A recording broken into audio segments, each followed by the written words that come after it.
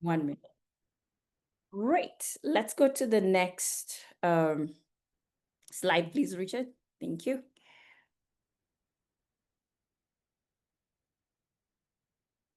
And that's my colleague, Richard. So I, at the back end, just making sure that everything flows on.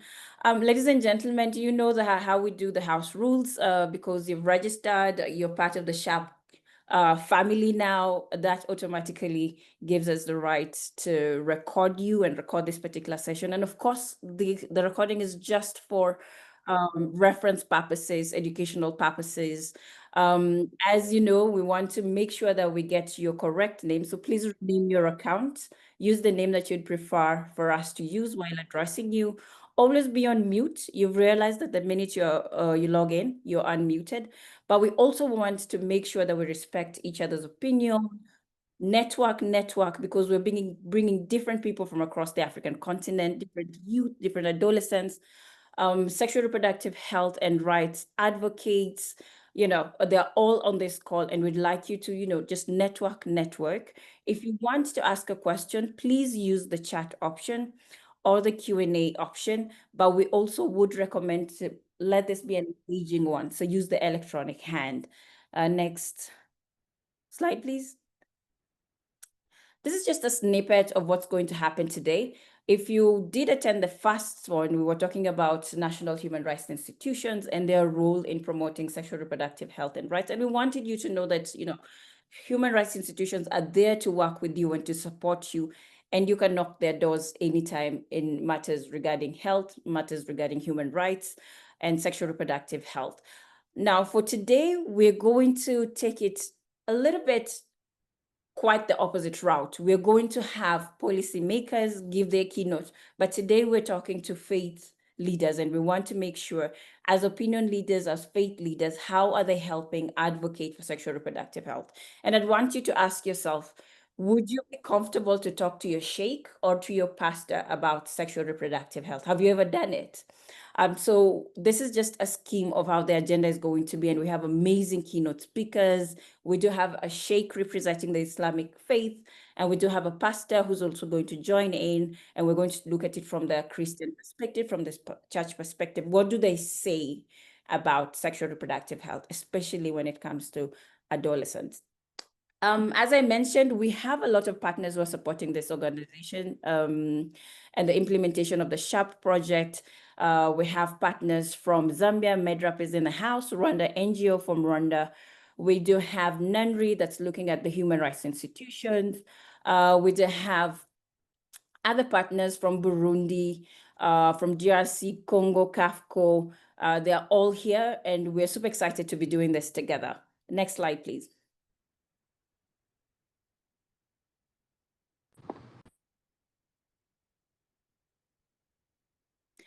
Well, let's talk about how the journey has been so far. I love storytelling. So when we started off with the Swahili version of the workshop. So we just hosted a Swahili workshop. We were speaking Swahili, so I polished a little bit of my Swahili nouns and pronouns, you know how it is. And that happened on the 2nd of July, which was quite amazing. We had a lot of partners who openly called to collaborating with adolescents and adolescent-led organizations in Tanzania. And we're super excited to just partner with these different organizations. After that, we decided, there's no way we can talk about sexual reproductive health from the Tanzanian context alone, and yet the SHARP project is being implemented in 6 different countries. So we had to open it up across the Great Lake countries, but also extend it to African countries. And that's why we're hosting this particular session. We're running it fully on English. English is the language that we're going to use, and we're going to have a separate discussion later on before the end of the year for the French-speaking partners, because we have partners in Burundi and DRC implementing this project. So then we started off with National Human Rights Institution, and that was super excited, very technical, but we came to understand what they do, what their role is, etc. And today, we're going to talk about opinion leaders and their role in sexual reproductive health. We have reverends in the house. We have the sheikh here. We have a pastor. But we also are going to have the Ministry of Health represented from Tanzania, just to let us know what are they doing to ensure that sexual reproductive health rights, commodities and services for adolescents within the Great Lakes region and even beyond is accessible to them. It's affordable, it's something that they don't have to struggle with. Next slide.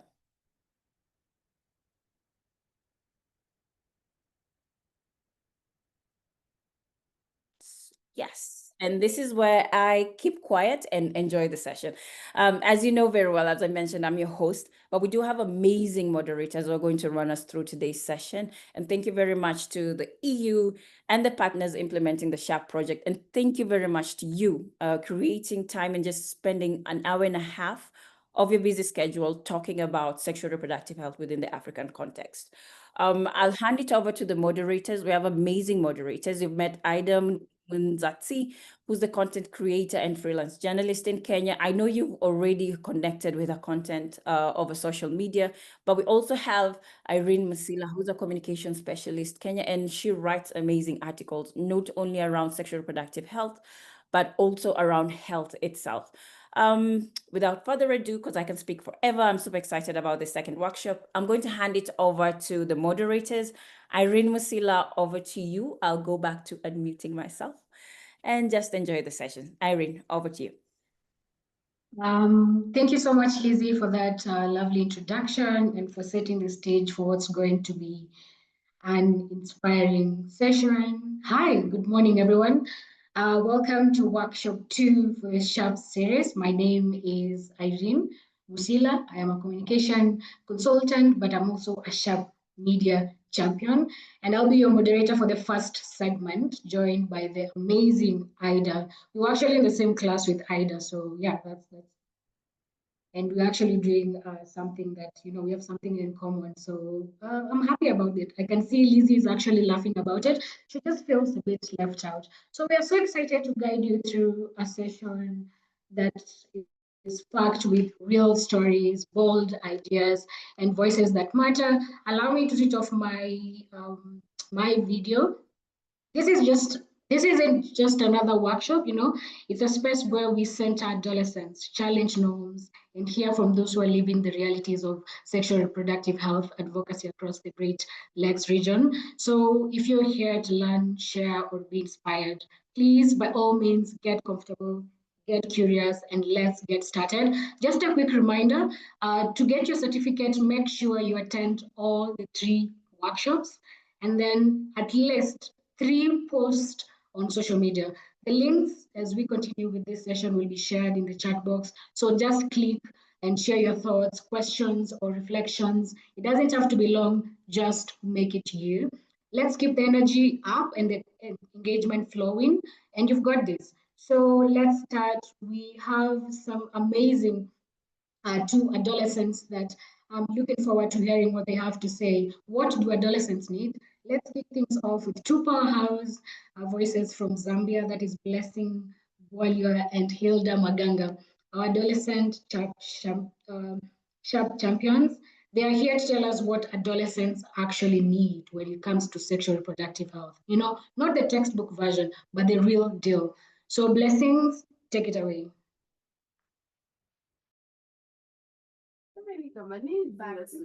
Thank you very much. I hope you can hear me. Yes, loud and clear. All right, thank you. My name is Blessing Bwalya. I'm the SHARP champion from Zambia, but also the SHARP regional chairperson for the Great Lakes region.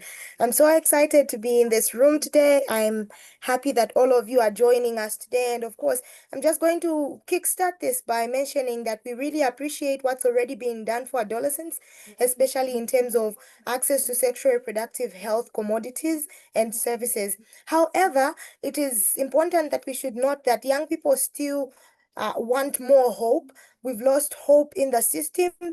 As young people, we want to have hope in the system. How do we want this to be done? We want there to be. I think we've lost you.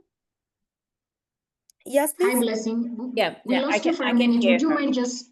Yeah, I can hear you. Would you mind just starting off again? All right. Can you hear me? Yes. All right. Thank you very much. I'm excited to be here today. I'm happy that we are being joined by a lot of people, and my name is Blessing Bwalya once again. I'm the SHARP regional chairperson for the Great Lakes region and the SHARP champion for Zambia. I love the fact that you've brought the young people's voices on board. I appreciate that. And the young people from Zambia are really happy to see that there's still a young voice in the room. And of course, what young people want is simply to have hope again in the system. They want to be involved in decision making. We want policies that directly respond to our specific needs because young people in different countries, in different locations, be it in the urban areas and in the rural areas, have different needs that want to be met. And so, what we want as young people is not only to have representation from our stakeholders, we also want to have young representation from the young people themselves that will speak on matters that directly affect them. We want you to acknowledge that young people in the rural areas face the same problem with young people in the urban areas, but the intensity of the problems that we are facing as young people varies as per situation that we're currently going through. Currently, young people in the rural areas still have lack of access to menstrual hygiene, menstrual pads, and still there are still young people that would often be picked to represent them in the boardrooms. We don't want young people from the urban areas being the one to represent the ones from the rural areas. We want those from the rural areas to also be in the room, equally sharing in the decision-making process. Young people want to have hope in the system, and so we are employing all stakeholders, the policymakers, to ensure that they come up with policy tracking mechanisms that are going to be very constant and frequent. This will enable the effective implementation of policies. It is one thing to make policies for us on our behalf, and it is another thing to go and check and ensure that these policies are being implemented effectively.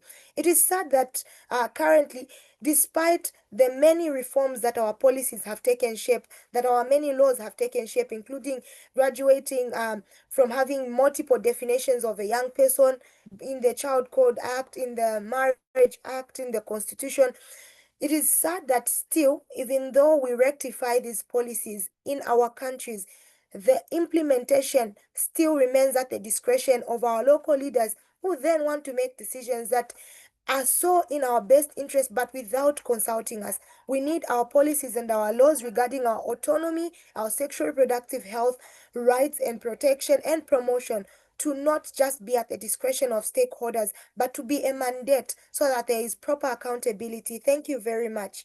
I will end here for now. Wow, blessing. That was raw, that was real, and exactly what we needed to hear. Thank you so much for reminding us that young people aren't just the future, but they're leading right now. Thank you so much. We'll move over to Hilda Maganga.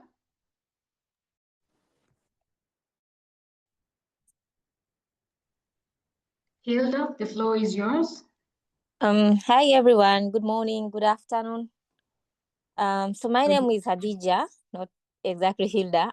My name is Hadija Maganga. I'm SHAP champion from Tanzania, representing young people and adolescents. So since we are having faith leaders and political leader in the space, I would love to share on the perspective of adolescents and young people in general, what we expect or what we demand from faith leaders and political leaders in general for us in relation to sexual and reproductive health.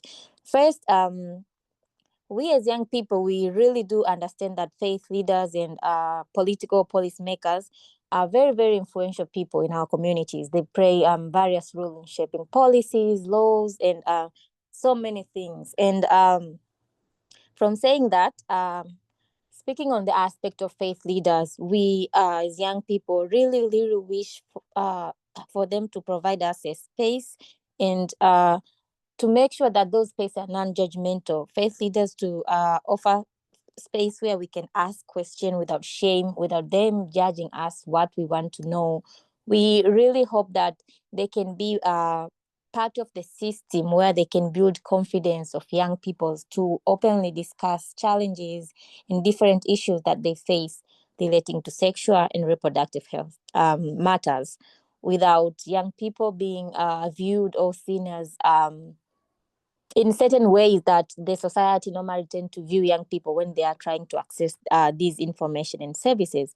But also, another thing I can share, we want faith leaders to be part of, to provide positive messages in relating to things touching young people and sexual and reproductive health.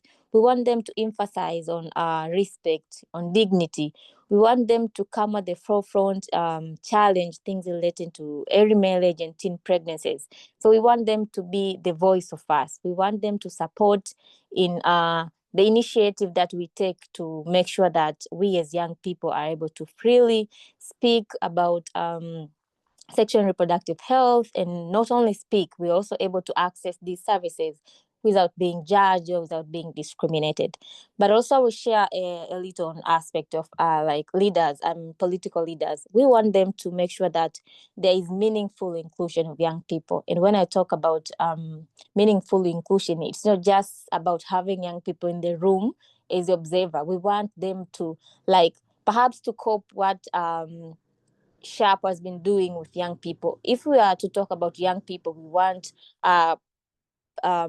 political leaders to make sure that young people are in the space, and are not only in the space, they're able to share what they have, but also they are able to take into consideration what young people's talk about themselves. We want challenges faced by young people to be spoken out by young people themselves, rather than them being in a closed room and talk about challenges that we are facing without us being part of it.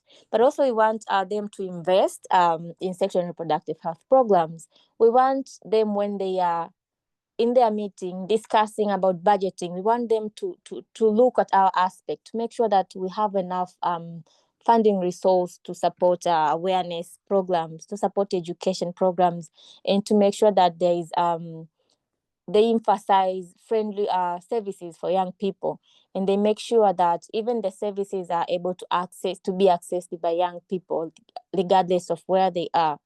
So on my side, I think those are the things that I wanted to share on the aspect of faith leaders and policymaker, of what we as young people expect from them, and what we really wish them to to do in things relating to our sexual and reproductive health.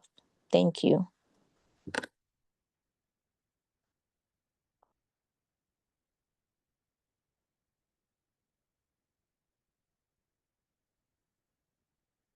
Hello, Lizzie, am I audible? Yes, we could hear you loud and clear. Thank you very much Yes. for your remarks. Yes, Thank over you to you. so much, Khadija. We want challenges faced by young people to be spoken out by young people themselves. That is really, really powerful. And thank you for sharing your voice with us. That was honest, powerful, and exactly the kind of perspective we need more of in these spaces. You reminded us that advocacy is just not about speaking, it's about feeling, living, and leading from experience. Ladies and gentlemen, I'm super excited to welcome our next keynote speaker. We are honored to welcome Gerald Kiwele, who is a SHARP coordinator from the Ministry of Health. Gerald is going to share how national leadership is stepping up for adolescent health. Gerald, the mic is yours. Thank you. I don't know whether is it still good morning or good afternoon. Good morning and a good afternoon. My name is Gerard Kiwele, working with the Ministry of Health as a national coordinator for adolescent health and gender. Yes. First of all, I would like to thank you for this opportunity. We really need this kind of forums, meeting, to discuss about the sexual and reproductive health around our continent, around the African countries, around the East African countries, and the other neighboring countries. Tanzania actually is not as like other African countries. We are facing challenges around the sexual and reproductive health. The issue of limited access to youth-friendly services, the issue of lack or inadequate comprehensive sexuality education, the issue of the high rate of unintended pregnancies and the sexually transmitted infection, including the HIV.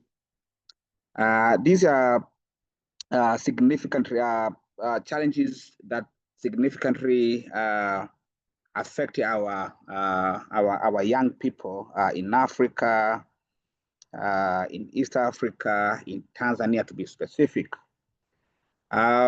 It is actually linked with the several factors, from the cultural norms, poverty, and the gender inequalities, which exacerbate these issues.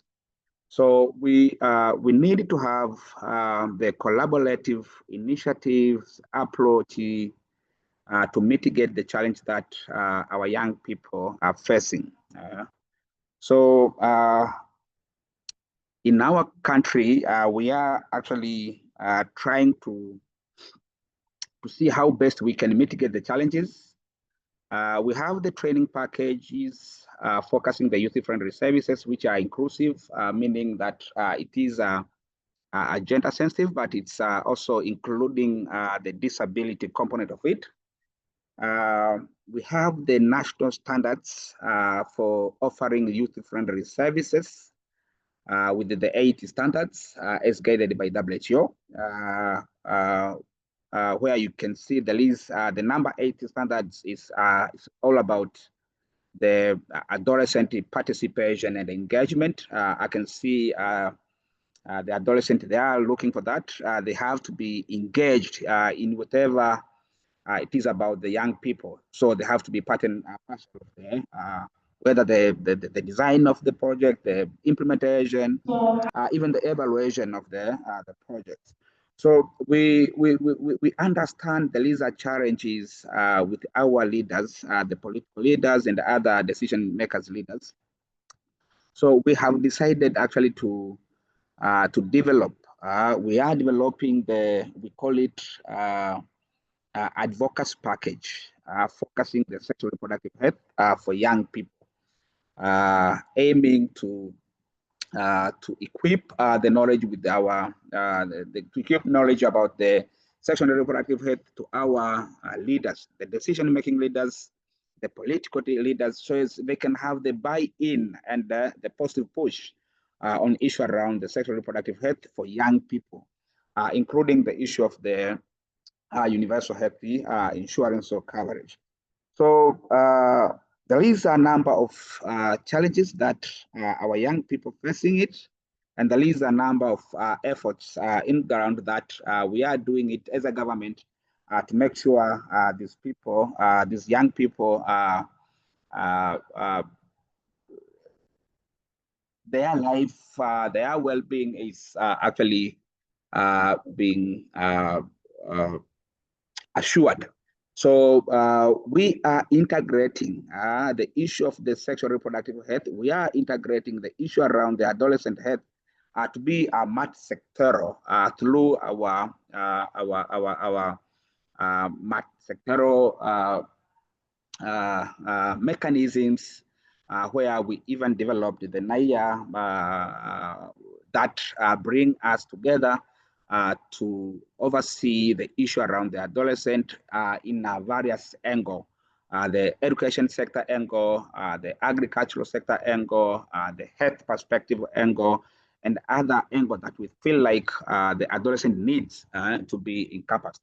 So we are having the multi-sectoral mechanism, the technical working group with the perspective of the multi-sectoral, where every sector need to prioritize the issue among the adolescent, the issue around the adolescent, to put it in a priority order and put it in a first, to consider it as a first priority order in our implementation of the issue around the adolescent. So what we are encouraging as a government, we have to collaborate, we have to focus and seed the issue of the young people, particularly the sexual and reproductive health, as a multi-sectoral issue, where various sector needs to come together and strategize how to mitigate the challenge that young people are being faced with this issue around. From the teenage pregnancy, from the HIV, the SGBV, the nutrition, the attrition from school, the issue of inadequate skills. So if we come together and strategize together as a sector, as a multi-sectoral, we feel like this is going to answer and to mitigate the broader aspect of the challenge that our young people facing. So the takeaways is addressing stigma, improving the availability of youth-friendly services, and providing comprehensive sexuality educations are crucial as a next step. Continuing investment and effective programming implementation are needed to reverse negative trends and ensure the health and the well-being of Tanzania youth and the regional as a whole. I just wanted to say this for this moment. Thank you. Thank you so much, Gerald. And we are looking forward to the advocacy package and see how we can also borrow that, for the rest of the countries. So yeah, thank you so much. And that was a powerful reminder that policy is just not all about paperwork, it's people and it's purpose. We're now going to move on to faith and health, and we'll be joined by Reverend Modest Pesha. We'll turn to the role of faith in sexual reproductive advocacy. So allow me to welcome Reverend Modest Pesha from ELCT Tanzania, who will speak on how faith-based institutions can be allies in the work. Reverend, we're listening. Thank you, moderator, and good afternoon, good morning, everyone. Praise be to God and salam alaikum, everyone. This is Reverend Modest. In fact, I've been introduced to come from the Evangelical Lutheran Church, which is the church I serve, but I'm based at the Christian Council of Tanzania, coordinating ACT Alliance. This is Action by Churches Together. And I would like to appreciate a NASA and SHARP project, Faith to Action, for bringing us together from the Great Lakes countries to discuss, share experience on how we address the challenges facing our adolescents around sexual reproductive health. I appreciate Mr. Kiwele for the wonderful presentation, and it was a pleasure to get to hear what the government is doing on this challenge from the Ministry of Health, engaging multi-sectoral approach, discussing together on how we address the challenges. Now, if I may start with the question, did you know? Maybe just to share a little bit of the statistics, did you know that literature indicates that adolescents make 16% of world's population, which is actually the largest number, while the United Nations highlights that 75% of 420 million people in the Great Lakes region, including Tanzania, and the young ages below the age of 35, while only 37% of young people in sub-Saharan Africa know about HIV prevention and transmission. But in Tanzania now, in my context, youth population was 21.3 million. This is the age between 15 and 35, representing 34.5% of the total population, 61.7 million people, according to the National Population and Housing Census of the year 2022. Now, speaking from the perspectives how faith leaders and the church in general is addressing the challenge related with SRH to this group of the age between 10 and 24, the adolescents. In fact, we are doing the following. We are doing community awareness raising. But again, we, strengthen capacity of policymakers. And at the same time, we do advocacy. When we talk about advocating for universal health cover to ensure that health insurance is provided for all, we focus on this group age category between 10 and 24 who fall under the category of dependence on the national insurance. But this advocacy was received by the government. I appreciate.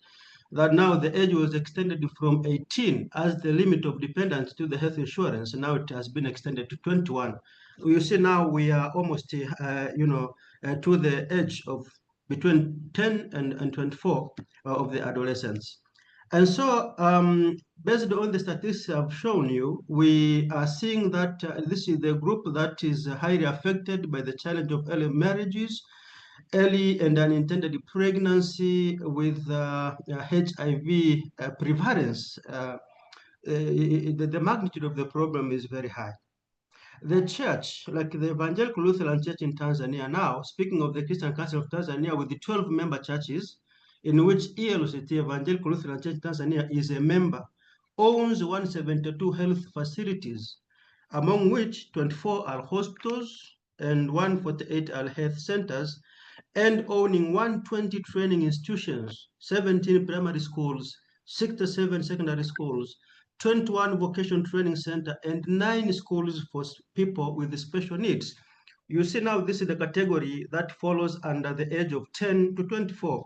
And in this, we are providing age-appropriate sexual education from a religious perspective, often incorporating teachings and values from specific religion traditions, while addressing physical, emotional, and social aspects of human sexuality, engaging the components of value and ethics, talking of the respect, responsibility, love, and commitment, teaching about the relationships.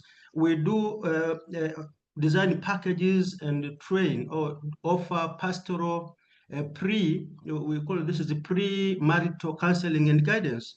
And when we prepare these youth to get married, we also incorporate the component of sexual reproductive health, how to care for the teenagers at the age of puberty. So relationship, friendship, family, and romantic relationship. We have recently launched the comprehensive sexual education under the Norwegian Church Aid, which also combines sexual reproductive health as part of it. This brings together all multi-stakeholders, all age groups, all stakeholders around, including parents, training them on how to properly parent, break the silence to speak to the children, and also support them when it comes to issues related with the SRH, information, service, and commodities. Puberty education, contraception, and family planning is a little bit a challenge, but actually we have our own framework of religious teachings on Catholic, Protestant churches, and Islamic. We meet because we are operating on interfaith approach. We meet together and discuss issues. We are also advocating for the question of minimum age for marriage. If you Google on Rebecca Gyumi, we are still now advocating to ensure that the marriage minimum age for girls actually is no longer 14 to 16, according to the Law of Marriage Act 1971, Section 13 and 17, which violates the national constitution, which is, provides that a child is one under the age below 18. So we are working together on interfaith partnership, Christian and Muslim, to meet the government and discuss issues, how to amend the Law of Marriage Act. So that's one of our role, advocacy. We talk about sexual health and safety, and we provide information on sexual transmitted infection using our health facilities, like I mentioned in the statistics above, and HIV and AIDS prevention, sexual abuse prevention, while aligning with the religious teachings on the sanctity of life and the bodily integrity. Ecclesiastes chapter 11, verse 9 in the Bible reads, "Rejoice, O young man, in your youth, and let your heart cheer you in the days of your youth. Walk in the ways of your heart and the sight of your eyes. But know that for all these things God will bring you unto judgment." And in fact, I'm reading from the Revised Standard Version. Judgment is not about the end judgment after this life. We talk about the consequences of what happens when someone practices what he has chosen to be the best. We talk about the gender and sexual roles. We talk about the marriage and the family planning for us. Apart from the misunderstanding about the use of contraceptives, and conspiracy around the problems associated with some of the contraceptives.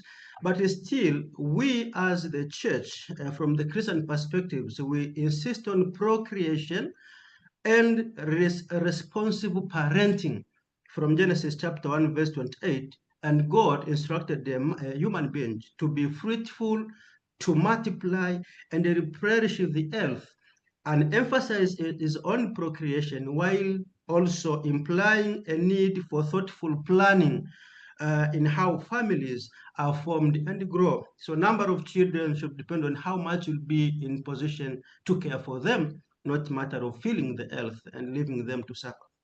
Parental involvement and support, I said earlier, during premarital counseling and guidance, we talk about the near marrying couple to consider about nurturing the children, but critical thinking and decision-making skills to empower children and adolescents with the critical thinking skills and value-based decision-making framework rooted in our religious teachings, and as well as the question of self-esteem.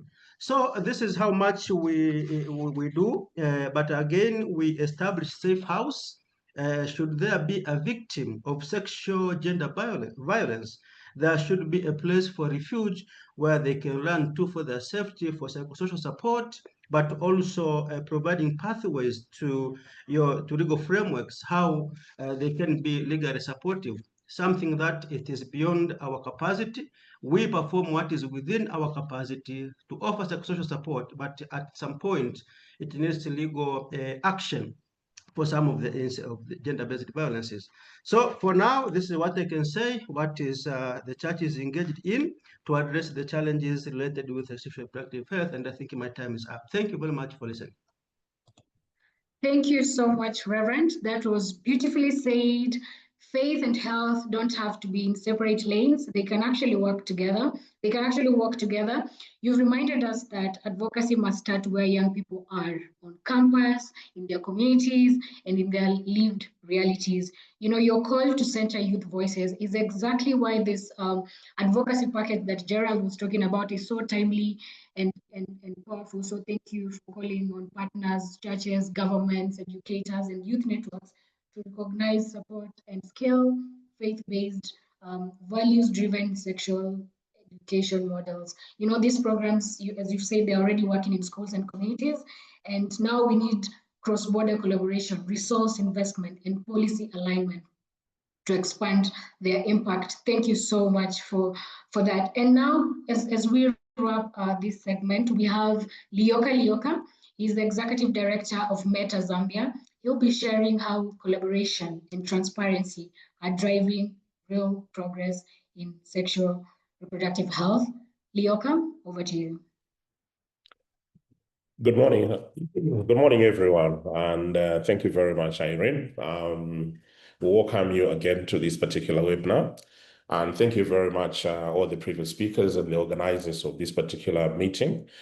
I am here to speak about, Medicines Transparency Alliance, in short, META. Now, let me just begin by saying that when we talk about Medicines Transparency Alliance, it is actually an international multi-stakeholder initiative that was started around 2009, and it was started by 7 countries that included, of course, countries like Ghana, Uganda, and Zambia, of course, in Africa. But that, of course, it has expanded to other countries also, like Kenya. It is made up of public and private sector, institutions that are in health. It also encompasses, CSOs, academia, and of course, other organizations that are allied, of course, to the health agenda. Meta is actually an advocacy and decent space or platform. In Zambia, Meta was actually launched on the 31st of March 2009. This was following an agreement that was signed initially between Meta International Secretariat that was held by DFID in the UK and the Ministry of Health after accepting the core Meta principles.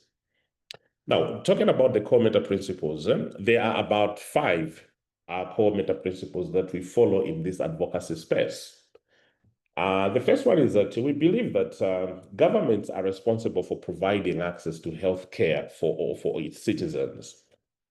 We also believe that strong and more transparent systems and improved supply chain management will improve access, to healthcare, especially for adolescents again. Improving equitable access to medicines improves health and enables other human development objectives to be achieved. Also, this, health does connect all these other, objectives also.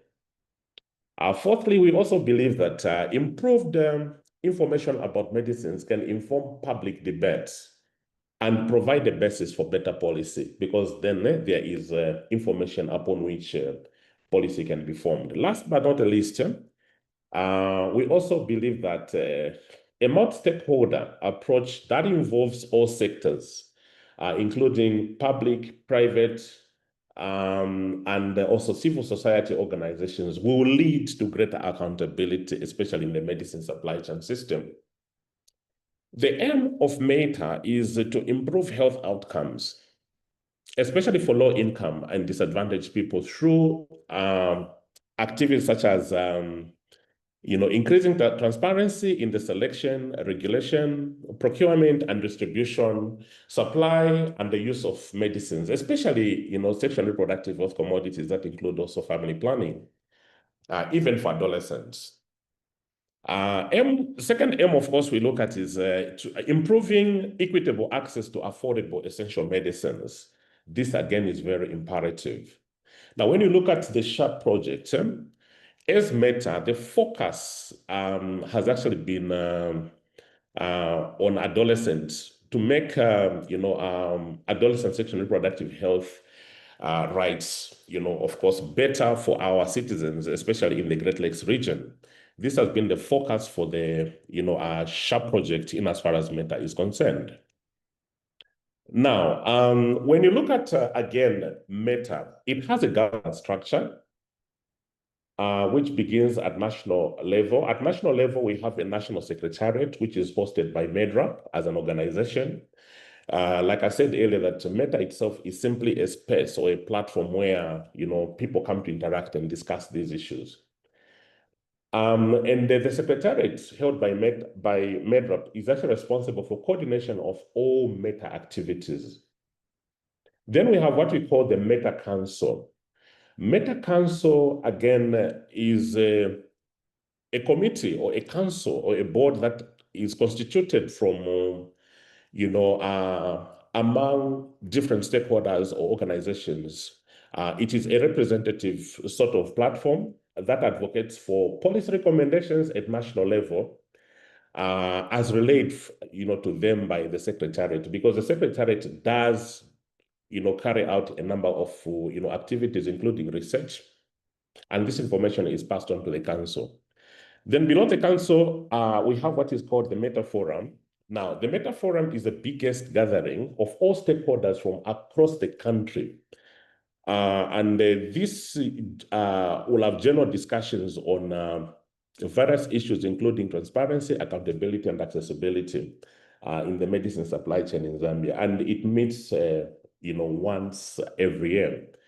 The forum will also will be the institution or the body that provides a barometer for medicines accessibility, availability, and affordability in all the different parts of the country when all these people meet to discuss these, these issues. Now, we also have in the META Council, like I said earlier, we do have the META Council and META Forum at national level. The META Council is made up of the public, private, CSOs. We also have the Human Rights Commission of Zambia. We have academia. And as a board, it has 12 members. That also includes, the church, as of course Reverend was presenting here and emphasizing the importance of the church.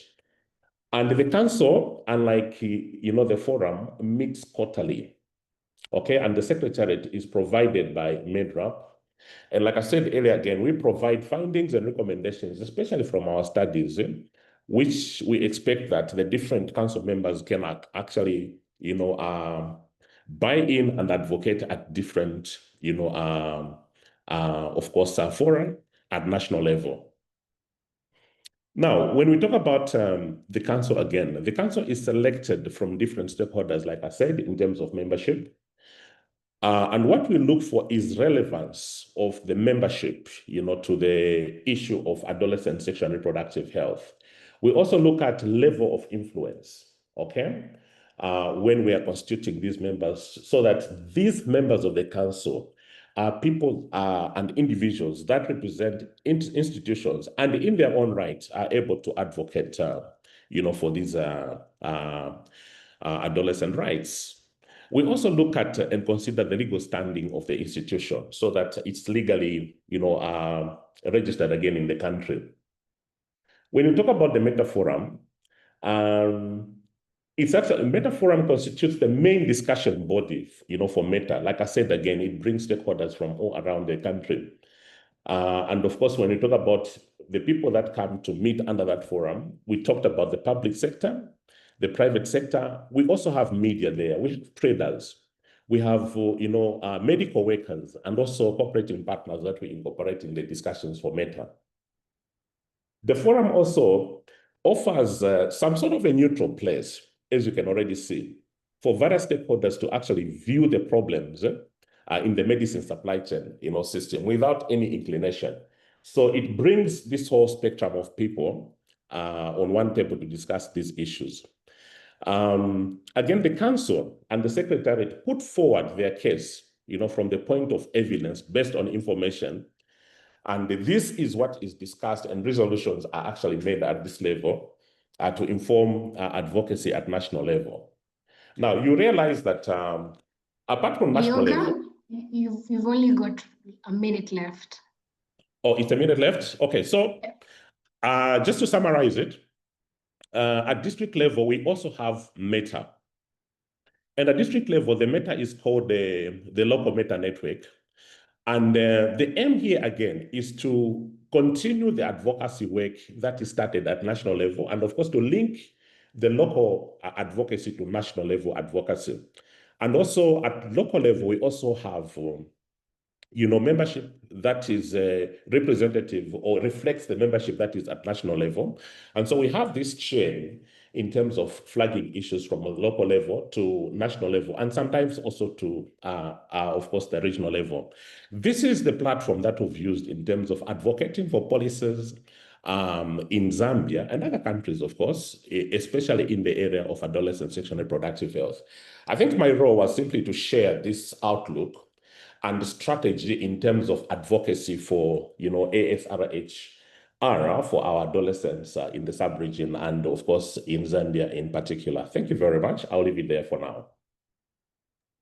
Thank you so much, Leoka.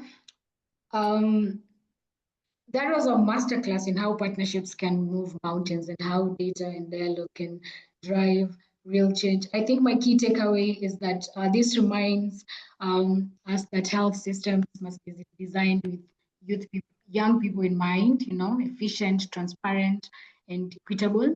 That's how we build a healthier, more just future. So ladies and gentlemen, what a powerful and heartfelt session. We've heard how young people are leading advocacy, how faith-based education is shaping values and relationships, and how regional collaboration is creating real momentum. Each speaker reminded us that we invest in youth, not just with resources, but with trust and respect, and they rise, right? And now to carry this energy forward, I'm honored to invite someone who's been a fierce advocate for youth voices across the Great Lakes region. Ida, the floor is yours. Thank you so much, Irene, for that amazing session and, of course, for moderating that. As well as the speakers, thank you for sharing. At this particular point, we are basically going to have a question and answer session. So to the participants, we are basically going to specifically ask the speakers or the keynote speakers that have just presented. That is Blessing, Hilda, of course, Gerald, as well as Reverend Modest and Lioka Lioka. So we are basically just going to be asking them questions. So if you have any question to our keynote speakers, you can basically just raise your hand virtually. And of course, I'll be happy to call out your name so that you're asking your question directly to the keynote speakers. Please feel free to raise your hand virtually so that we are asking the speakers questions. Lizzie?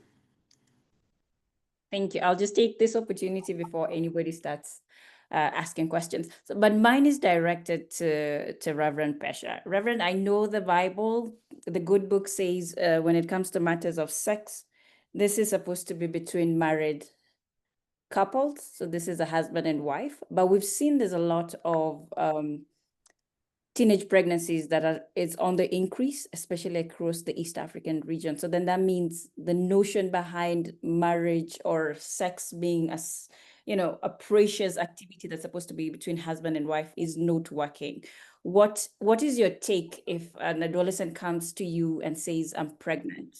Do you talk to them? What do you normally do? Because this it's on the rise and it's happening.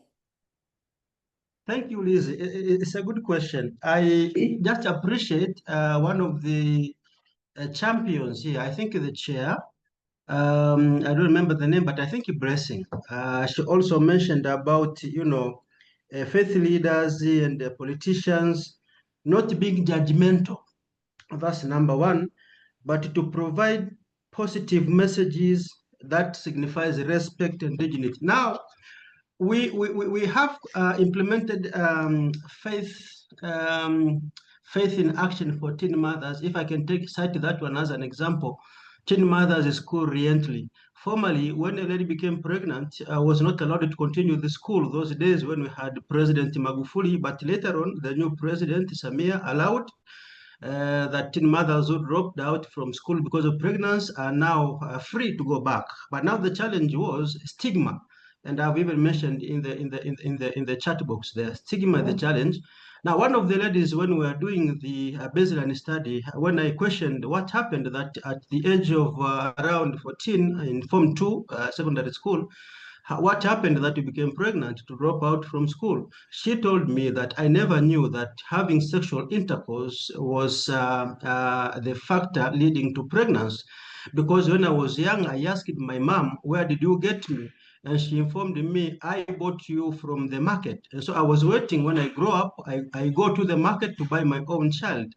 And so you see, this is a knowledge gap. I can see reason you're laughing. It's a knowledge gap. Now, as a pastor, what I do, or as the church, if I may represent my church, it is to guide the parents how to break the silence and speak to their children. But the question is, what do you do when a girl comes and says, I'm pregnant? Of course, we are addressing the challenge of stigma.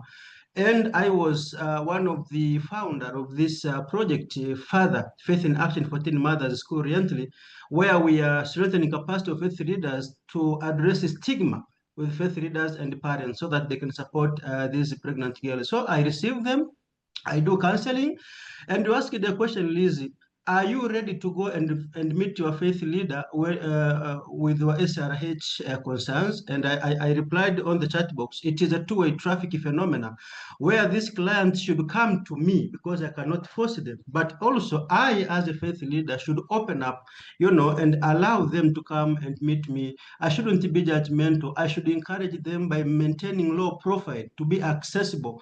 I make sure that I set days for pastoral care, guidance and pastoral care and counseling, where everybody is allowed to come and share with me anything. But they don't come. What do we do? You remember, Rizzy, the young agers, the adolescent said, I don't come to you, Pastor, because when I come to you, you'll make me a subject and make me part of your sermon next Sunday. But I said, if I don't mention your name, you just hold your peace, because the challenge is the same to many people.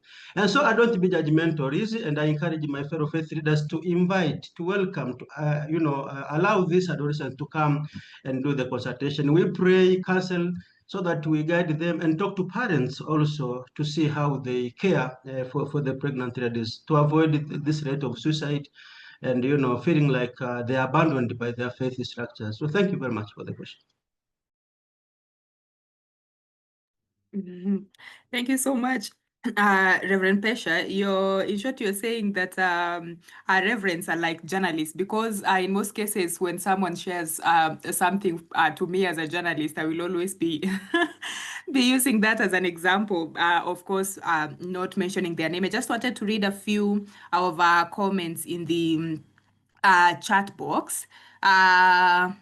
Ochoye says we need to be more open to our children and words about sexual and reproductive health. The home is the best place to learn SRHR than from their peers. Thank you so much, Bartolomeo, for that. We also have Buya. They say that I wish other faith leaders would have this same mindset and openness. I agree with that 100%. So the question is, what are religious leaders doing to have other faith leaders be in this same position of mindset across board? Reverend Pesha, I think you can still take that. Can you come again, please? What are you doing to have other faith leaders be in this same position of mindset across board? Yeah, thank you very much. After we do research and have the statistics like I was sharing, and I said we have launched the comprehensive sexual education training manuals, and Air Naso through SHARP project also have already introduced to us faith leaders guide on SRHR guide for dialogue. And so we do capacity strengthening. And during my presentation, I said we are doing community awareness raising, but we do capacity strengthening, not only of policymakers, but also of faith leaders, to ensure that we have this challenge. When we share these statistics showing the magnitude of the problem, and that Tanzania, we are one of the affected countries in the lake zones. So at least now we open up their minds, because not everybody is aware about SRHR. Forget, leave alone early pregnancy and HIV prevalence. Talk about even menstrual health management. Not all faith leaders are open for that. Not all every parents have technical know-how about how to support a young girl when she reaches the puberty stage. And so I can simply answer you. We are strengthening capacity, designing training packages, arranging seminars and training, and we use the home cells also to communicate the key messages on how to break the silence and speak to the young ages. Thank you. Thank you, Reverend, for that. And let me, please feel free to raise your hand and just ask your question. But again, just a reminder that we had a pop-up poll that popped up when Reverend was speaking. That is during the first time he was speaking. And you're basically sharing, just to read that whatever the poll is saying, which age bracket represents your demographic. So you choose. Then the second question is, have you ever spoken to your religious leader about sexual and reproductive health? So just feel free to submit your responses under that particular poll. So I just wanted to read a few more of comments. John says that he thinks pushing abstinence can be complemented by access to sexual reproductive health education and commodities. Very true. That abstinence alone seems not to be effective enough in the digital age. I agree with you, John, 100%. Then Ongala says, talking to mothers in church about SRHR and core aspects of the same, such as menstrual health and puberty management, can help reduce the gap. That is true.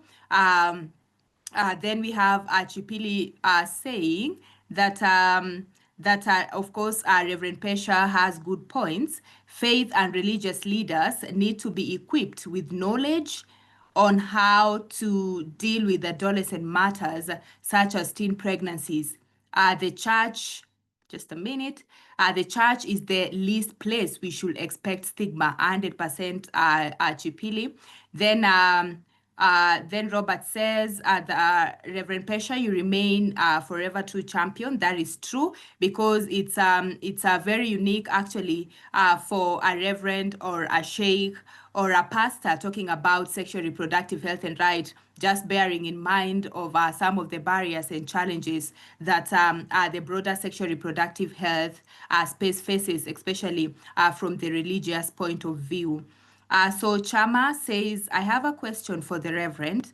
What are they doing about churches that doesn't support SRHR services? For example, the Catholic Church doesn't support SRHR services and they have a huge following. Reverend Pesha, you can take that up. So the question is, what are you doing about churches that doesn't support SRHR services? For example, the Catholic Church doesn't support SRH services and they have a huge following. Am I to react to that by now? Yes, please. Thank you. I think I wrote on the chat to reply to this question saying the Catholic are not against the sexual reproductive health. We are working together, like I said from the beginning. We have Interfaith Standing Committee for Economic Justice and Integrity of Creation. We not only make advocacy on question of mining and taxation, tax evasion, but we are now doing reparation for Africa, so that now when we have debts cancelled, we have funding to support health insurance or universal health cover for all.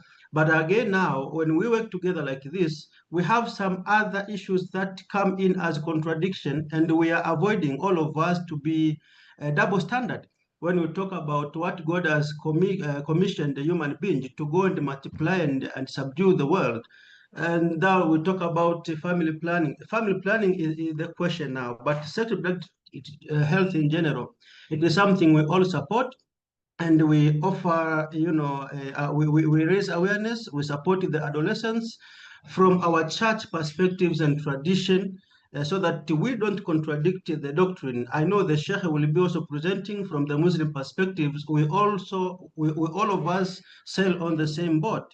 The question is on family planning, which is questionable, but we are trying now to encourage about the traditional means, apart from the other contraceptive means, which are also bringing a kind of, like the use of condoms, when the sixth commandment says, do not commit adultery, at the same time, the church and the mosque will say, use condoms if you feel we can't be double standard. We have our own means to guide the young ages on how to abstain, but family planning for the married couple, while we guide these unmarried young ages to maintain our doctrine, so that to avoid this kind of HIV prevalence and early pregnancies. Thank you so much, Reverend Pesha. Of course, when it comes to sexual reproductive health, it's quite a sensitive area. And I agree with you that, of course, when it comes to contraceptives and issues like safe abortion, those are one of the key areas under sexual reproductive health that the church really, of course, sometimes mum on. But I like your response, Reverend Pesha, when you talk about alternative contraceptive methods that, of course, are supported by the church. So there's another poll right there that is on your screens right now. So it's about certificate question. Remember, the first poll was on age. So the second one is certificate questions. So the first question is which name should appear on your participation certificate? Make sure that you are, of course, sharing the right names. And of course, just to let you know that, of course, that is Lizzie had shared newsletters to you guys. So just make sure that the name that you're sharing or indicating is what you'll want to appear in your certificates, of course, after the third workshop. Then the second question is which email should we use to send you the certificate of participation? Make sure that you're sharing your responses in that regard. And Lizzie, we have a few people that missed the first poll. I want to believe that it will be shared again, that is after this particular second poll right here. Let me just read one last one. Then, of course, Irene will be coming later on with the second Q&A, and I believe she'll still be going through the questions and, of course, comments that you're sharing in the chat box. Mariam says that my name is Mariam. I became pregnant at the age of 16, and that experience changed my life in many ways. Going back to school was not easy. There was a lot of stigma, both from within myself and from my community. At that time, the re-entry policy was just starting on trial basis, and I was fortunate to benefit from it. Not only did I return to school, but I also became actively involved in raising awareness about this policy. Later, when mainland Tanzania officially allowed girls to return to school, after giving birth, I was invited to share my story as a testimony of how this policy can truly transform lives. Today, I stand as living proof that with the right support and opportunities, young mothers can still pursue their education and achieve their dream. Thank you so much, Mariam, for sharing that, and I totally agree with you. So, Lizzie, we can go to the second session, I believe. Yes, please call the sheikh so that we can carry on. Thank you, Ida. All right, so of course we are now going to the... Our hands have been up. Oh, Yes, sorry, Blessing, what we're going to do, I because we only have the sheikh speaking, let's get input from the sheikh so that we can have a comprehensive Q&A. So the sheikh will make his remarks and then we go back to the Q&A. Yeah, I saw the hands, Blessing, and a couple of people. Yeah. Oh, I did not see the hands. I'm not able to. Sorry about that. No worries. So we will go to the sheikh. That Yes, is... could we have the PowerPoint presentation, please? Richard, just go back to the main. Yes, there it is. Thank you very much. So we now go to Sheikh Judas from Zambia, and is going to present on the role of the Islamic religion in SRH advocacy in Africa. Sheikh, you can take it up. Good afternoon. I think it's afternoon here, still good morning. I don't know, can you hear me? Yes, we can. Okay. Let's start with a brief background. Like you have heard, I'm from Zambia. Zambia is a land-linked country which is situated in the sub-Saharan Africa, more especially in Southern Africa. Our population is about 20 million. And amongst that population, we have just about less than 3% of the Muslim population. The Muslim population is rather small. That is according to the Central Statistics Office. Of course, we have other statistics from other sources which puts the Muslim community on a slightly higher side. And our population is a youthful population. So this program is more important because we are speaking to adolescents, which our population of Zambia, the greater percentage of our population, of course, is youth. At the same time, is women or girls. Those are the largest part of the population. I just wanted to mention that.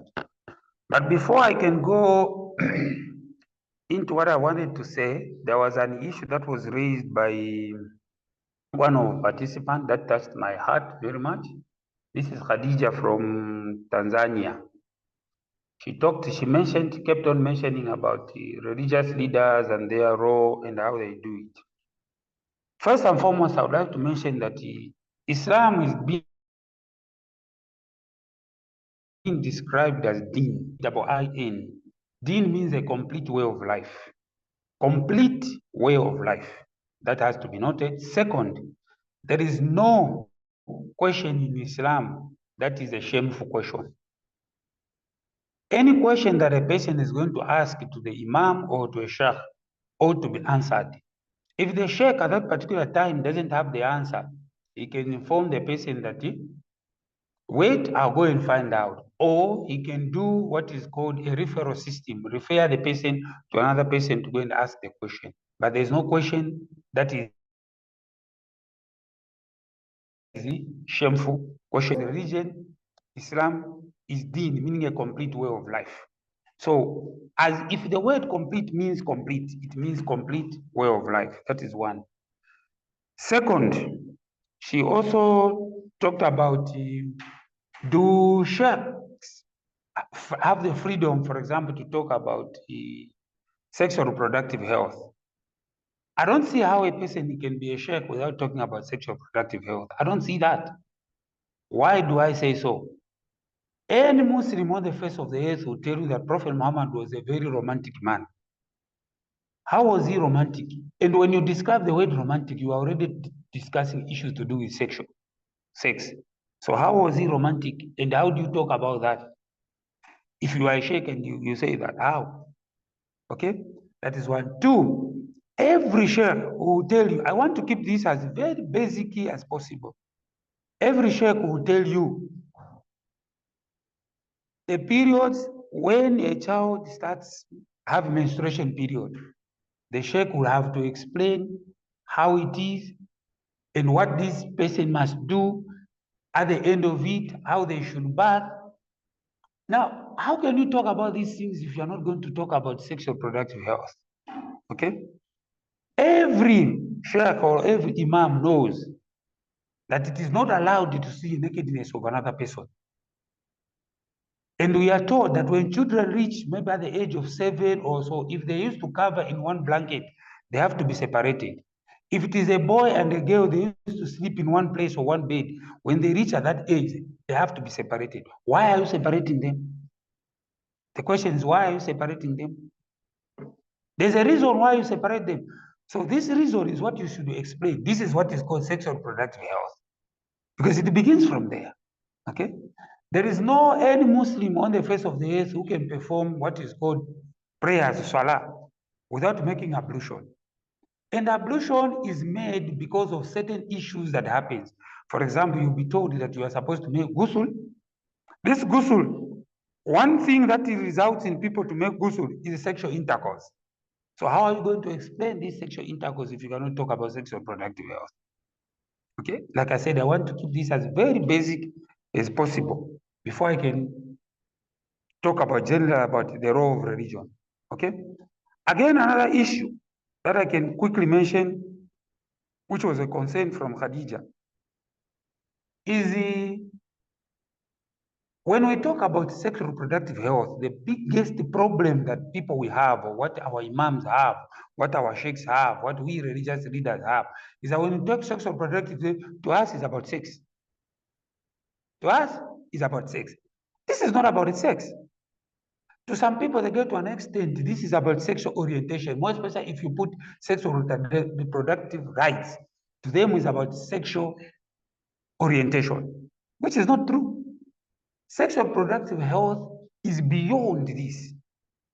It's an education beyond this. Just to tell a child that you should not allow any person to touch you on private parts that you are not supposed to be touched, that's sexual reproductive health. Okay?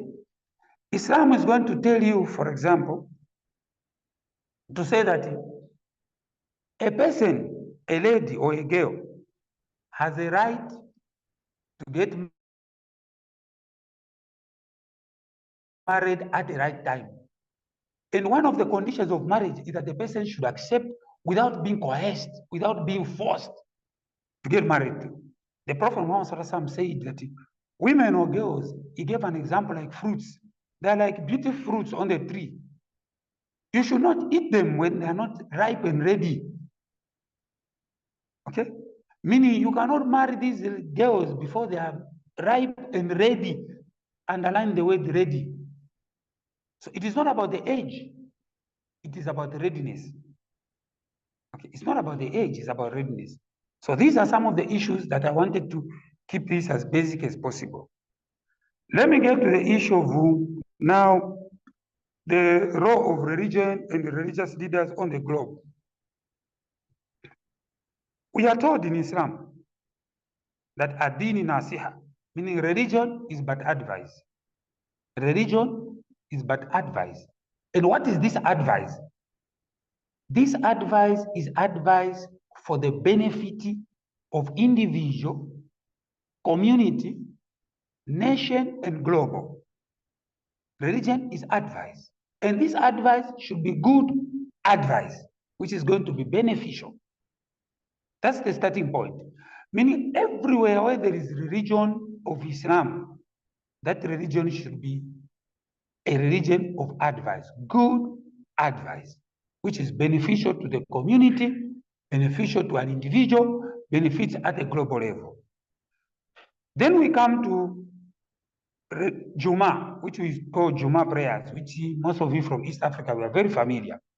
Juma prayer, the Friday prayers that we have what is called khutbah. Khutbah is a sermon. What is this sermon supposed to do? This sermon is supposed to guide people on current issues that are affecting communities at that particular time. Okay? At that particular time. That's what this khutbah is all about. It's not about reading history, no. It is to advise people from politics, social economics to health and environment. This is the job of an imam, to give what is currently happening in a particular area. Okay? So, that being said, what is it that is currently happening in our societies today to deal with our adolescents is what the imam should be talking about. For example, I can quickly give you an example.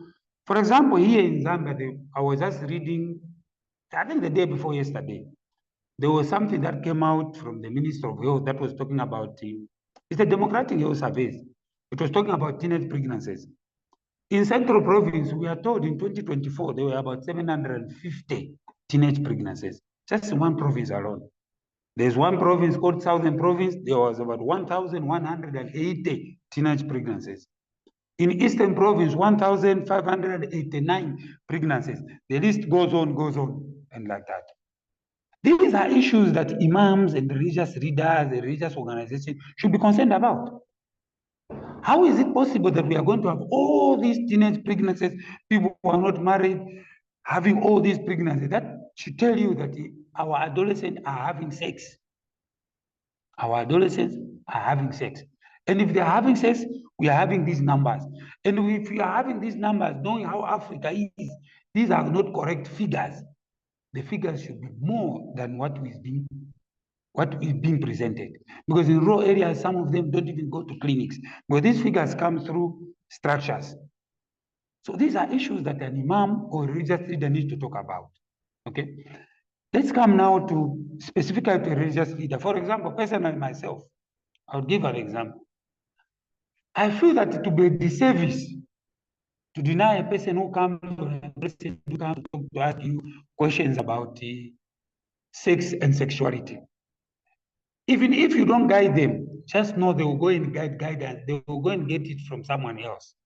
There is now what is called Uncle Google and Auntie Google. They will go and get it there. And what kind of a leader are you if you are not giving guidance within the communities? People listen to us and they have confidence in us. When you give them proper information, they will get that information and they'll make use of it. Even if they'll not make use of it, but they will make that decision based on an informed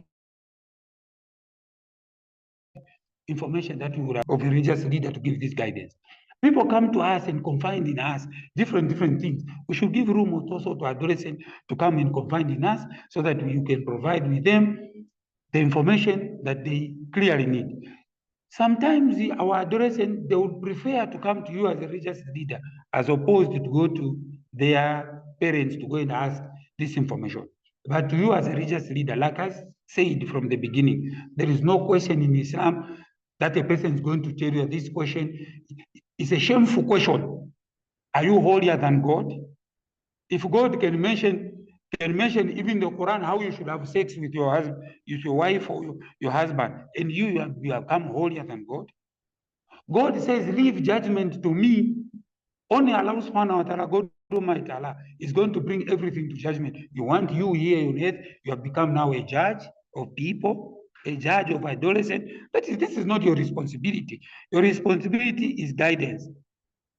The job and the responsibility of us, sheikhs or imam, is guidance. It ends there. Our responsibility is advice. It ends there. How people are going to go and how people are going to do these things, it is up to them. If you guide them, you've done your part. Okay? Religious, it is very simple. Religion is very simple and straightforward. Unfortunately, people have taken up the role of God. They want to start doing things as if it is them who are God, who created everyone. And they want to even to think on behalf of God, how God can think about certain things and how he can give guidance on certain things, which is not acceptable. I think the role of a religious leader is to guide people, like I said, on Fridays and some other days. 2 days ago, a quick one. Maybe I might end with this one. About maybe a week Sheikh, you ago, can there was a summarize. Yes, I just want to summarize this one. Okay. 2 days ago, there was a conference for imams and the sheikhs with one of our institutions. They had a conference for about 3 or 4 days or maybe 5 days. So I asked, what were you discussing? They told me they were talking about the history of Islam and whatever. I said, I appreciate all that. But I feel that it was going to be more better if we could have talked about social media, sexual reproductive health, all these issues. These are the things that we need to equip our imams with. I think with that little contributions, thank you so very much. And I feel that we need to do more. And I appreciate the work that MEDRAP is doing here in Zambia and what Chia is doing in other countries and what you guys are doing. Thank you so very much. May God Almighty Allah reward you with all you need, more wisdom. Thank you so very much. Bye-bye. Wow, thank you so, so much, Sheikh, for that, for being raw and for being real and just talking about things as they are, which is the reality of sexual reproductive health anyway. I love the part where you said that Mohammed was a very romantic man. I'll be throwing that word here and there. Yeah, you can do. Ask.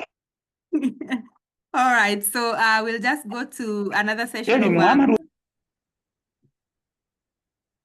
Yeah, thank you. All right, so I'll just we'll go to the question and answer session again. We'll just add a few, like 15 minutes after 1. I know we were supposed to end at 1, but it's we need to like discuss about this. So I'll give an opportunity to Blessing if you can just ask your question. Then we'll have other questions. Of course, you can drop your question in the chat box. Blessing, you can take it up.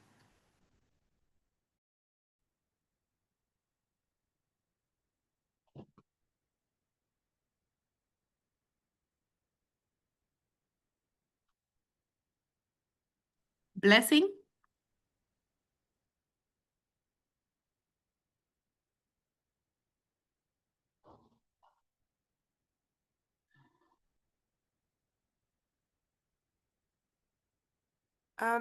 Sorry, something happened, so I was logged out. I hope you can hear me. Yes, yes. Can I go ahead and ask? Please do. All right, thank you very much. Amazing presentations from our religious leaders. Thank you very much. That was very insightful. I just want to firstly acknowledge the power that religious leaders have, especially here in Zambia. So religious leaders in Zambia, and I'm sure in other parts of Africa too, have so much power that they influence policies that are passed into our through our parliaments.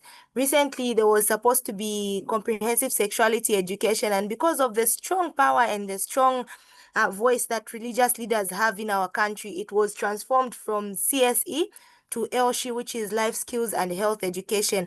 Apart from this, religious leaders have for so many years contributed to ensuring that some policies are not passed into parliament while others are accepted because they have a strong voice and they also have a strong influence in our communities. What religious leaders will say is often taken as gospel truth.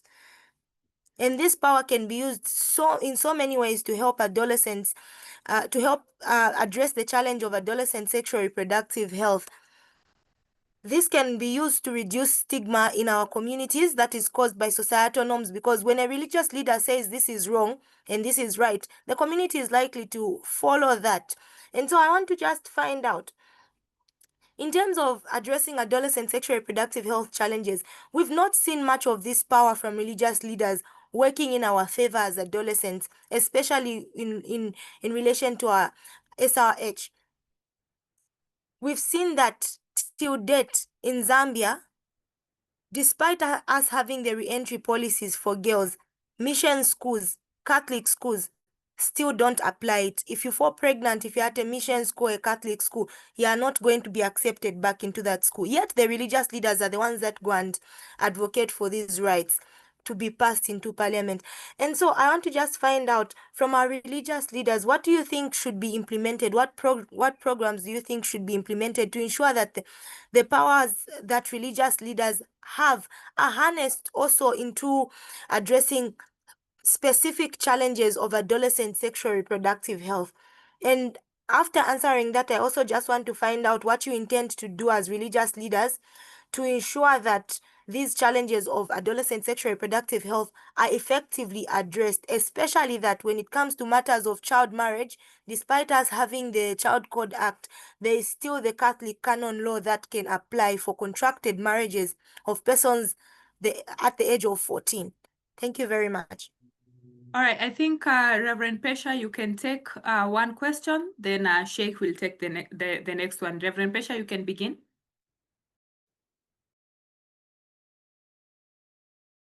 Sorry, moderator. I can see the chat box is full. I cannot identify what exactly is my question. Blessing, you can just repeat the first part of your question, just as a question, kindly.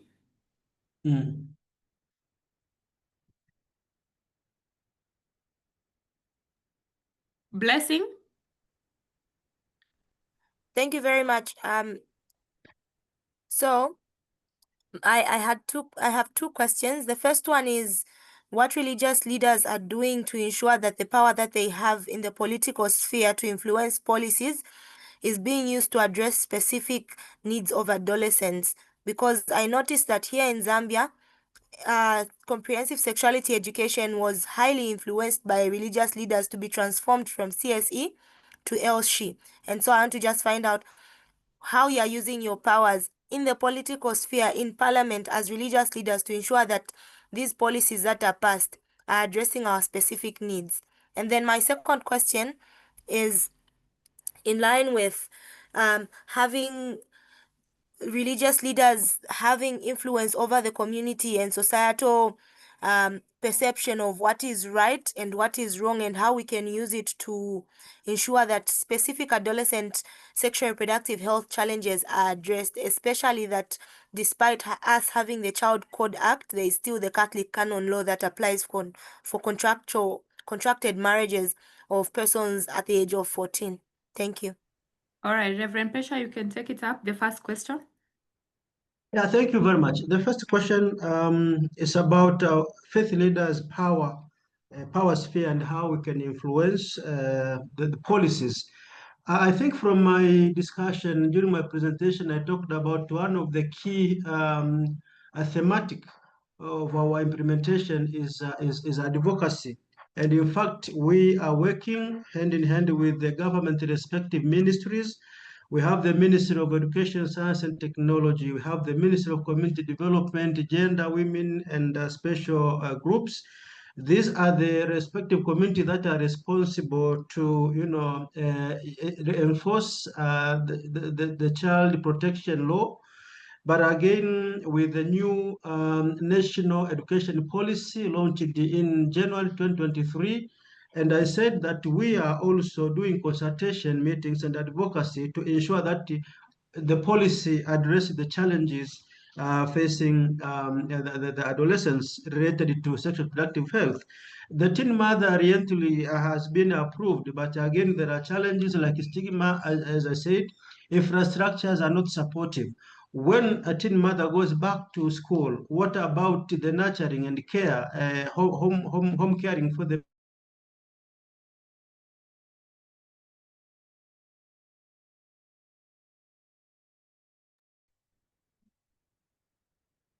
I think we lost you, baby Reverend who is Pesha. responsible? Okay. Do we have children can be nurtured in school while us? Do you hear me? Can you hear me? Yes, now we can. Yeah, so we are doing advocacy in that, right? Engaging the government. I said we advocated for the universal health cover to ensure that the health insurance covers even the adolescents with the extension of the dependence age from 18 to 21. And again, the minimum age. We are working together with the Muslim National Council, the National Council of Muslim, BAKWATA, here in Tanzania. I commented on the chat when Sheikh Adam was presenting that they released a fatwa, that is the statement showing that a child girl has the right to education, which is, it starts from the primary school to the advanced level, which technically goes up to 18 years and above, so that marriage can start from there. And so, in fact, we are using our power and influence to influence the policy formation. And you asked about the influence on community. In fact, I said we are teaching on parenting and nurturing in our Christian perspectives, getting to, break the silence, talk to the adolescents, identifying the wrong and right, self-esteem. And again, I also communicated that during the pre-marital counseling and guidance before marriage, we also insist on proper nurturing for the children and speaking to them when they are adolescents. So we are using our influence and power both to the high level consultation and advocacy level with the government and down to the community, because our structure goes down to the home cells. We also use our position as the structure to ensure that sexual reproductive health communication is made between parents and the adolescents. Thank you very much. Thank you so much, Reverend Pesha. Thank you for responding to both of the questions. Kesego, you can ask your question, then Bartholomew, you can also ask yours after Kesego asks. Kindly make it brief. Thank you.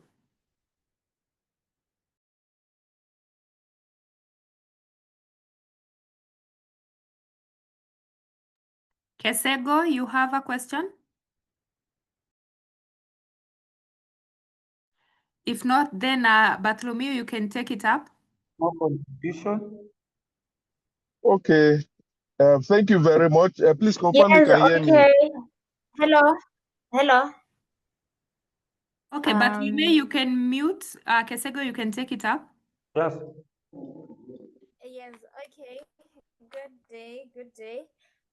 My name is Kasoro Chama. As it stated there, I am from Botswana Youth Ahead organization, all the way from Botswana. It's an NGO founded by the youth. So mine is more of, I don't know if I can say a question and a statement at the same time. I just wanted to say that what about the counseling of pre-parenting, even post-parenting? What about the counseling of pre-pregnancy, post-pregnancy, even during parenting?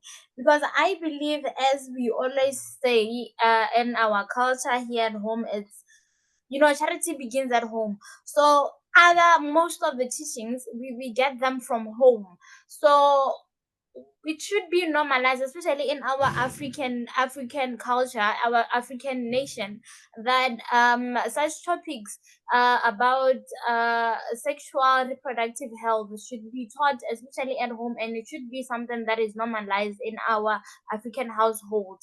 So how far is that going to be? How far is it?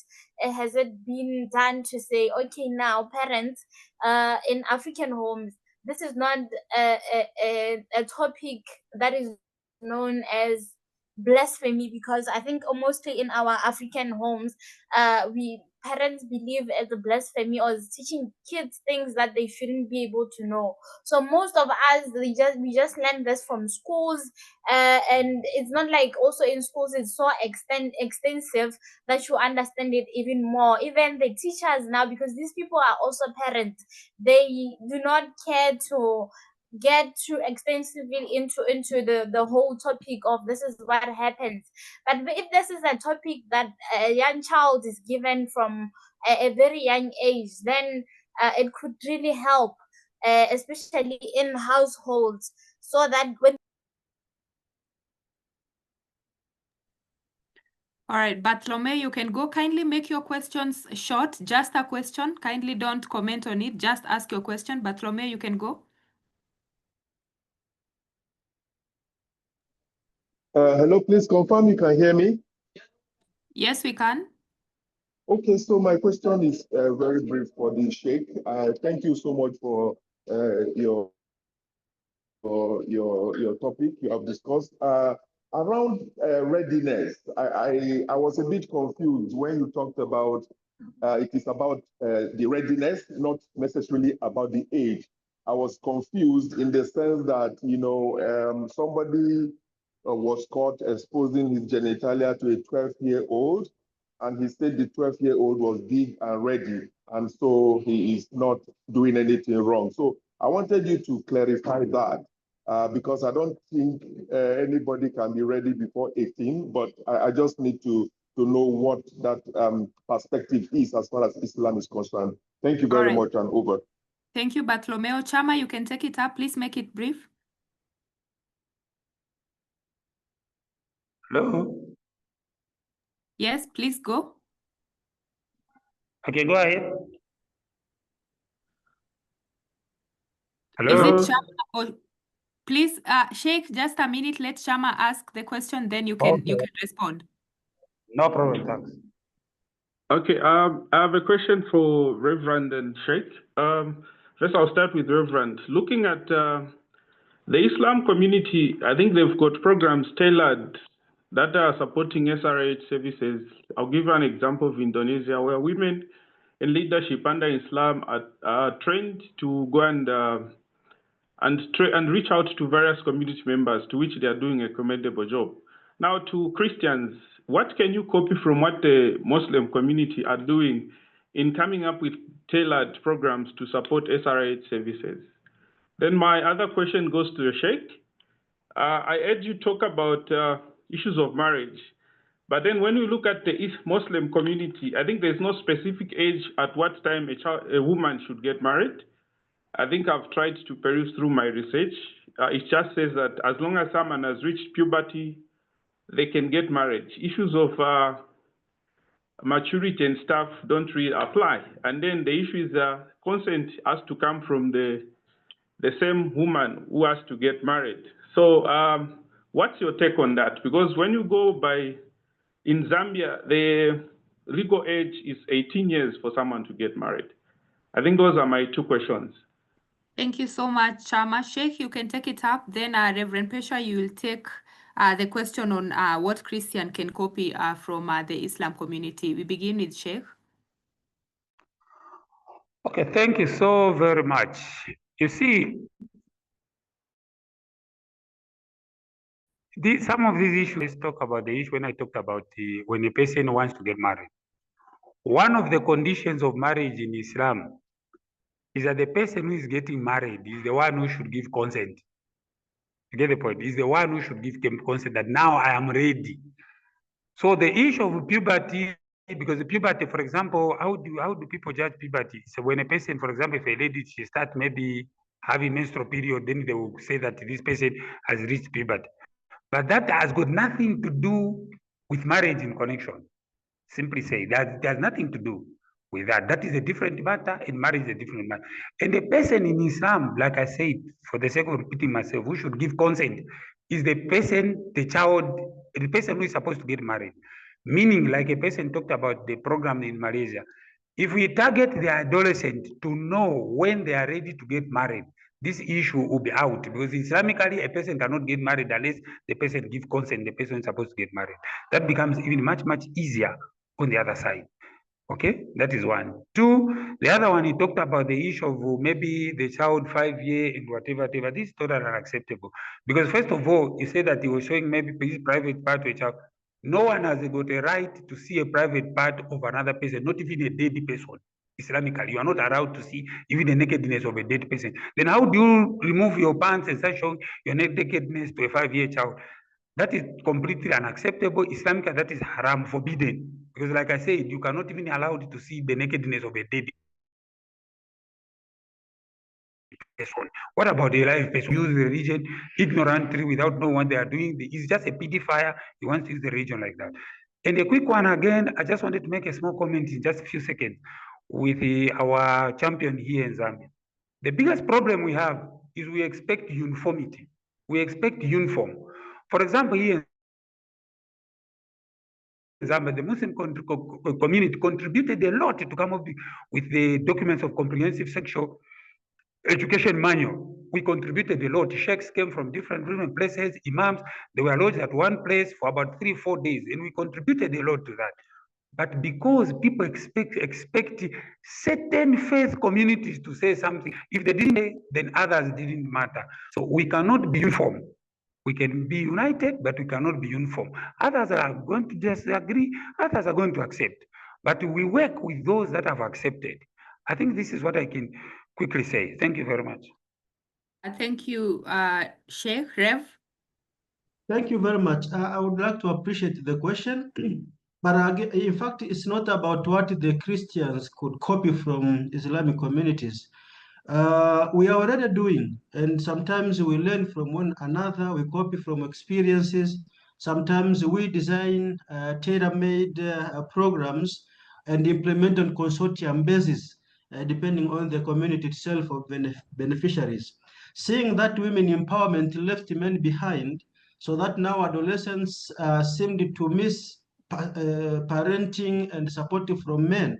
The church has initiated to establish men's associations in churches where they can meet and discuss issues, socio-economic affairs, family issues, upbringing and nurturing of children, including sexual reproductive health. Comprehensive sexual education is part of it.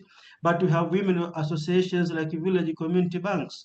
If you visit some of our communities, women coming together for microfinance issues, saving and lending scheme, they also are trained and strengthened their capacity also to address issues related with sexual gender-based violence.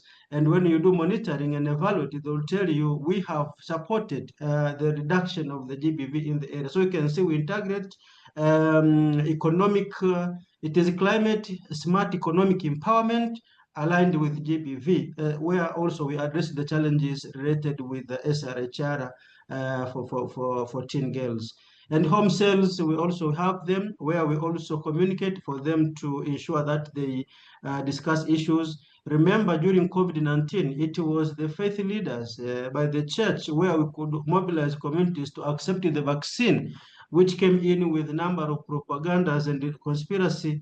But also, like I said earlier, we do advocacy for, to ensure that the health cover is also including this group age category of 10 to 24. So we are already doing a lot to provide age-appropriate sexuality education integrated in all programs, both for spirituality and on economic basis. So we are already on it doing, and I said earlier, we're also doing advocacy to ensure that these challenges are addressed by policymakers and going down to the communities. So we are already on the ground implementing, but I said we are working together irrespective of whose denomination. All right. Thank you so much, Reverend Pesha. Thank you, Sheikh, for those candid responses right there. And just to let our participants know that on your screen, there is the second question in terms of course, certification. So number one is which name should appear on your participation certificate. The second one is which email should we use to send you the certificate of participation. Please make sure that you're responding correctly, of course, with your name. Thank you so much for that amazing session that has been. Lizzie, I hand it over to you. Perfect. What can I say? This was quite interesting. And as promised, I told you the second one is going to be better than the past.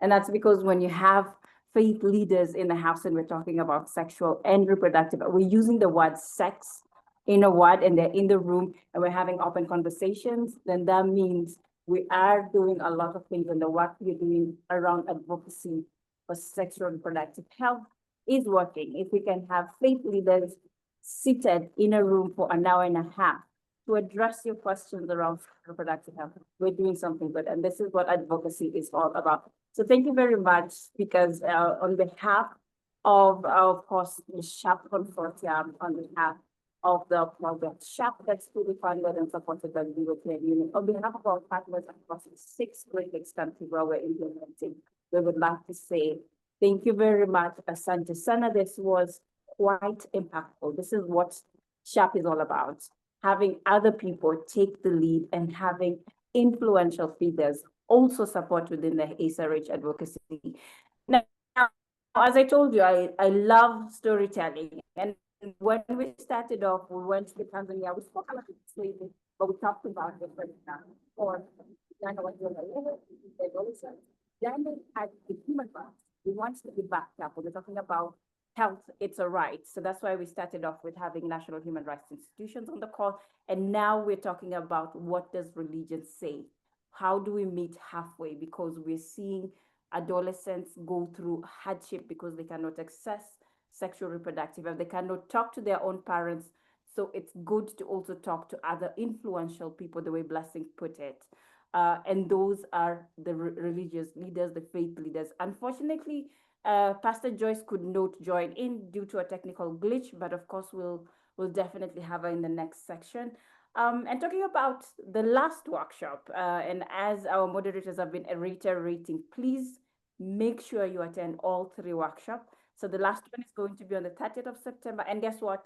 We're going to hear from social media influencers, mass media people on how they package sexual reproductive content in an African setup. And we're going to have, and I'm so excited about this, Ida herself is going to give us a glimpse on her cheat sheet on how she makes her own content. So I'm so excited. And this will be a learning curve for you if you're interested in just, making your own social media content.